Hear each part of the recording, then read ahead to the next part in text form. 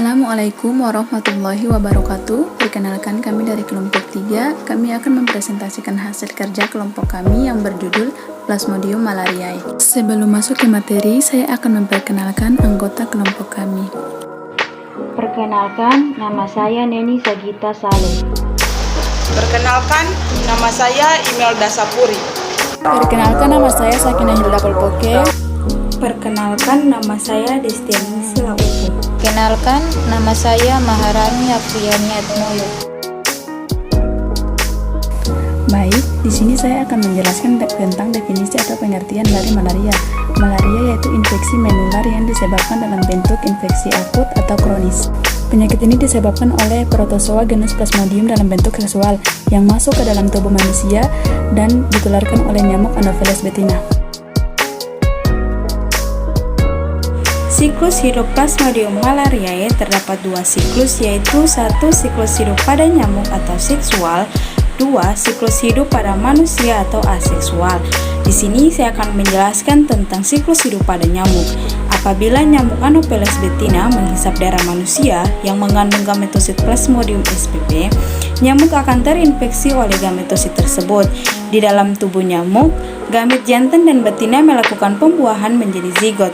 Zigot berkembang menjadi ookinet kemudian menembus dinding lambung nyamuk. Ketika ookinet sudah berada di luar dinding lambung nyamuk, ookinet berkembang menjadi ookista. Ookista selanjutnya menjadi bentuk sporozoid yang bersifat infektif dan siap ditularkan ke manusia. Pada saat nyamuk infektif menghisap darah manusia, sporozoid yang terdapat di bagian kelenjar liur nyamuk akan masuk melalui peredaran darah manusia menuju sel hati. Sporozoid kemudian berkembang menjadi trofozoid hati. Trofozoid hati berkembang menjadi skizon hati.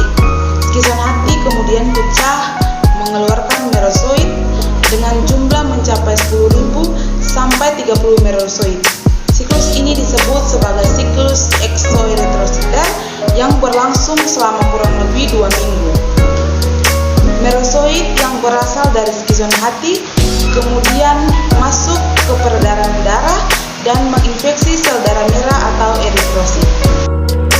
Trofozoid muda atau bentuk cincin untuk sediaan darah tipis. Eritrosit tidak membesar, tidak nampak titik-titik, parasit, cincin lebih besar daripada cincin Plasmodium falciparum, seperti gambar berikut. Trofozoid bentuk pita, dengan sediaan darah tipis. Eritrosit tidak membesar, tidak nampak titik-titik, parasit, sitoplasma melintang pada eritrosit, inti memanjang, pigmen kasar, seperti gambar berikut. Skizon muda, masih dengan sediaan darah tipis. Eritrosit tidak membesar, tidak nampak titik-titik, parasit, jumlah inti sedikit 2-6, pigmen kasar, seperti gambar berikut.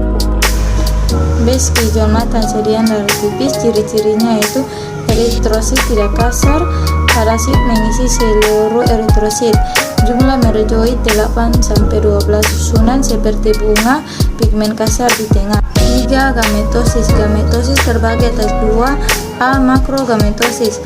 Sediaan darah tipis, ciri-cirinya yaitu eritrosit tidak membesar, parasit protoplasma biru, inti kecil padat, pigmen kasar tersebar. B. Mikrogametosis. Sediaan darah tipis, ciri-cirinya yaitu eritrosit tidak membesar, parasit plasma darah muda, inti besar, tidak padat, pigmen kasar tersebar. Plasmodium memiliki struktur berbentuk bulat yang dapat mencapai 10 mm. Tubuh terbentuk dari trofozoid memanjang. Di bagian filamen terdapat kait, penghisap, atau filamen sederhana untuk melekatkan diri pada inang.